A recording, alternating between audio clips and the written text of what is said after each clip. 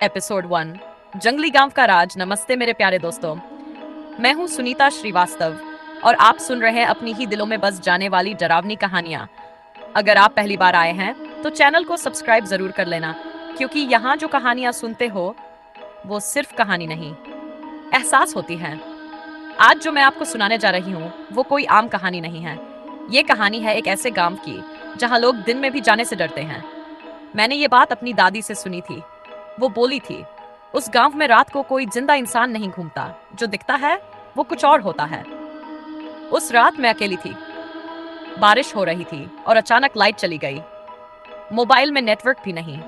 तभी मेरे फोन में एक पुरानी रिकॉर्डिंग अपने आप चल पड़ी। अगर ये आवाज तुम तक पहुंची है तो समझ लो तुम भी उस गांव के करीब हो। मैं घबरा गई। ये रिकॉर्डिंग मैंने कभी बनाई ही नहीं थी। उसमें एक आदमी की आवाज थी, धीमी, डरावनी। वो गांव जहां पेड़ भी सांस लेते हैं और रास्ते खुद बदल जाते हैं। मेरा दिल तेज धड़कने लगा। अचानक खिड़की के बाहर मुझे कोई दिखा। एक आदमी, हाथ में लालटेन लिए, बिल्कुल वैसा ही जैसा इस तस्वीर में दिख रहा है। मैंने हिम्मत करके खिड़की खोली। कौन हो तुम? वो धीरे धीरे मेरी तरफ मुड़ा। उसका चेहरा पूरा काला था और उसकी आंखें जल रही थीं। उसने बस इतना कहा, तुम्हें बुलावा आ गया है।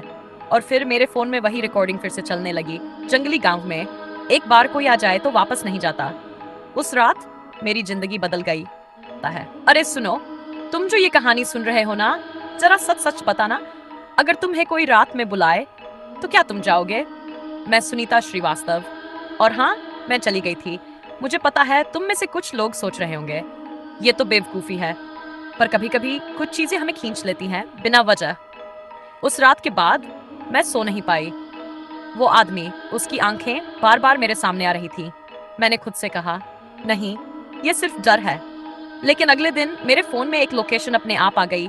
मैंने तो किसी को शेयर भी नहीं की थी। मैंने अपनी दोस्त रीना को कॉल किया। रीना सुन, मेरे फोन में एक अजीब लोकेशन आई है। वो हंसने लगी। तू फिर से हॉरर में खो गई है क्या? मैंने गुस्से में कहा, नहीं, सच में कुछ गड़बड़ है।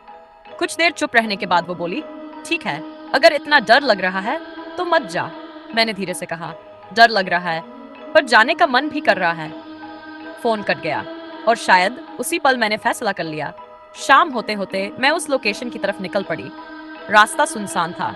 जैसे जैसे मैं आगे बढ़ रही थी, पेड़ घने होते जा रहे थे और फिर अचानक मेरे सामने एक टूटा हुआ बोर्ड आया, जिस पर लिखा था, जंगली गांव में आपका स्वागत है। मेरे कदम रुक गए। मैंने पीछे मुड़कर देखा। रास्ता गायब था। सच में पीछे कुछ भी नहीं था, सिर्फ अंधेरा। तभी मेरे पीछे से वही आवाज आई, तुम आ ही गई। मैंने धीरे धीरे पलटकर देखा। वो आदमी फिर से हाथ में लालटेन लिए और इस बार वो मुस्कुरा रहा था। तुम बता, अगर तुम मेरी जगह होते तो भागते या आगे बढ़ते? था। अरे, तुम अब भी सुन रहे हो ना? डर तो नहीं लग रहा? या फिर मेरी तरह तुम भी जानना चाहते हो कि आगे क्या हुआ? मैं सुनीता श्रीवास्तव, और अब जो मैं बताने जा रही हूँ वो मैंने अपनी आंखों से देखा है। उस आदमी को देखकर मेरे पैर जैसे जमीन में जम गए थे। मैं भागना चाहती थी पर शरीर सुन्न हो गया था। वो धीरे धीरे मेरी तरफ बढ़ा। डर मत, यहाँ सब तुम्हारा इंतजार कर रहे हैं। उसकी आवाज जैसे किसी गहरी कुएं से आ रही हो। मैंने हिम्मत करके पूछा, ये जगह क्या है? वो हल्का सा हंसा, ये जगह अब तुम्हारी भी है। मेरे रोंगटे खड़े हो गए, लेकिन पता नहीं क्यों मैं उसके पीछे चलने लगी। गांव के अंदर कदम रखते ही मुझे अजीब अजीब आवाजें सुनाई देने लगी, जैसे कोई फुसफुसा रहा हो। आ गई, आ गई। मैंने इधर उधर देखा। हर घर टूटा हुआ था, पर खिड़कियों में कोई खड़ा था। सफेद चेहरे बिना आंखों के बस मुझे देख रहे थे। मैं चिल्लाना चाहती थी पर आवाज ही नहीं निकल रही थी। मैंने उस आदमी से कहा, मुझे यहाँ से जाना है। वो अचानक रुक गया, धीरे धीरे मेरी तरफ मुड़ा और इस बार उसका चेहरा बिल्कुल साफ दिख रहा था। वो इंसान नहीं था। उसकी आंखों की जगह सिर्फ काला खालीपन था और उसके मुंह से मिट्टी गिर रही थी। यहाँ से कोई नहीं जाता। मेरे हाथ कांपने लगे। मैं पीछे हटने लगी। तभी मेरे पीछे से किसी ने मेरा हाथ पकड़ लिया। मैंने मुड़कर देखा। एक औरत सफेद साड़ी में, उसकी आंखें भी नहीं थीं। वो मेरे बहुत करीब आकर फुसफुसाई, अब तुम भी यहीं रहोगी।